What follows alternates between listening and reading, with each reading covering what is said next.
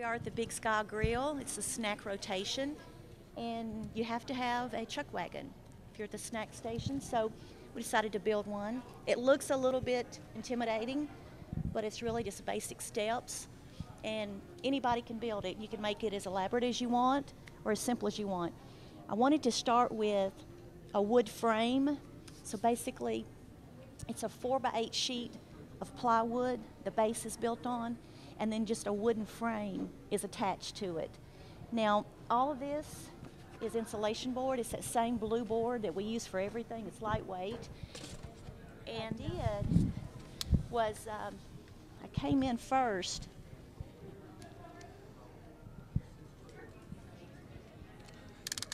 There we go. Came in, and what I like to do is heat the blade. So a lot of times I'll just have a lighter or a match or something, heat this, and I extend the blade out, and then as I'm pulling it through, I kind of drag it at an angle. And I like the irregular shape. It looks more distressed, and it just looks nicer instead of just a straight edge. So I kind of drag it through all the way down, and it kind of creates that distressed look. Then I take a wood burning tool, and we use this a lot. There's always wood grain to be made, and so you're basically burning it in, creating the knot holes, and dragging it. You can do as many as you want. And then when I do the planks, when I drag it, I add pressure, different amounts of pressure to it. And so it kind of looks irregular, and again, I think that makes it look even more distressed. Once that's all burnt, then we rolled it with brown paint, like a foam. I like to use like a foam roller. It covers a little bit better. Then I come back with a foam brush and dry brush it again when the brown paint is still a little bit wet, and just blend it in and dry brush it. And it looks, overall, when you step back, most people think it looks like wood. You can make it out of wood, probably be sturdier, but this is an inexpensive way to make it. The wheels, actually the front wheel, the smaller one, we found at Big Lots. It was about $20, and so thought that's perfect for that. Saved us the time on that.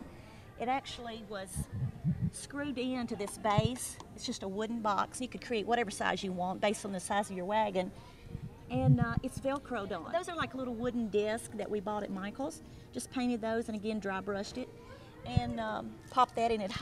What it did, it hid the screws in there. So did a couple of those. Then I had a guy actually create this one. He cut the wood, just a ring and then a small circle, and this is PVC pipe, just painted, half-inch PVC pipe, cut, and once it was put together, painted it, distressed it with the black dry brushing again, and then this is black electrical tape. But it matched this one really well, and I think it looked great because we needed a bigger wheel for the back. So the small wheel we bought and then just created that. You could create both of them. Another way you might do it is just cut a wooden cylinder of wood, plywood, and then just actually painting your spokes on there. Or, you could use dowel rods. Just stick those on there as well. Again, these are just rocks that I made out of styrofoam. And you can buy those. You can buy it at hardware stores, but furniture stores, any kind of supply place will actually give that to you if you need it.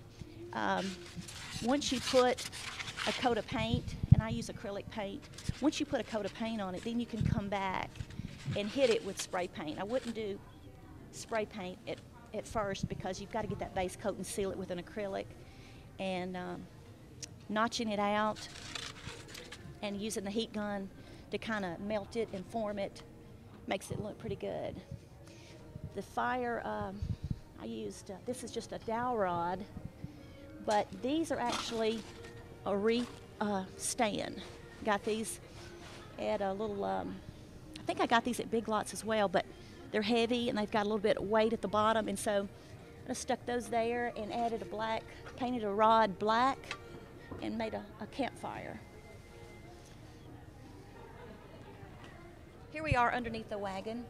These are wooden boxes. They're hollow. Just actually took some plywood and created the box and actually screwed it into the base of the wagon. Now the wheels are actually holding the whole wagon up. So, some people may choose to have the box go all the way down to the ground, You know, I don't think many people will be inside these wagons, so we really just, it's pretty light with the insulation board, so we just chose to screw the box into it, and the wheels are supporting the actual wagon. And you can make it as large as you want, depending on the size of your wagon. Okay. This is the big scale grill, so, you know, at every chuck wagon, the best part is at the back of the wagon, and here's all the food and snacks that you can enjoy. It's a cute way. Kids are going to really enjoy this because they all love Western, they love cowboys, and you got to eat out on the campfire with the wagon. And we just actually put a piece of Luan, just I think it's 1/8 inch piece of Luan, really thin, lightweight wood, painted it and distressed it a little bit.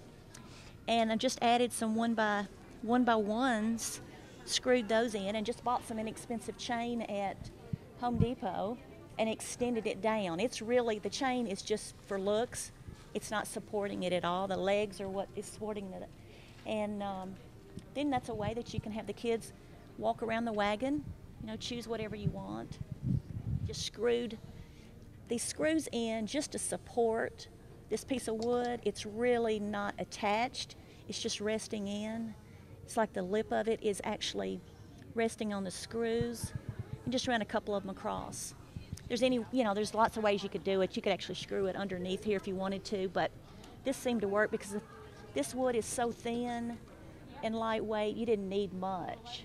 The top of the covered wagon is actually just PVC pipe. It's just like about 1/2 inch in diameter, and that, if you get it that small, it's pretty limber and flexible. So we did 4 pieces of PVC pipe.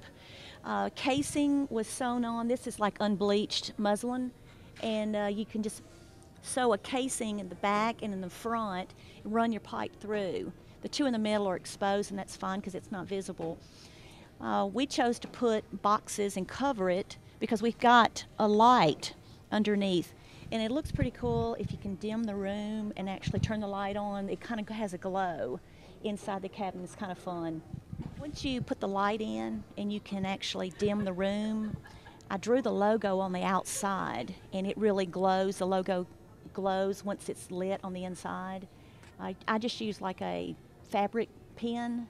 You could actually go in and add paint and color it in. It just actually is the outline of it. And I just projected it up with an overhead projector.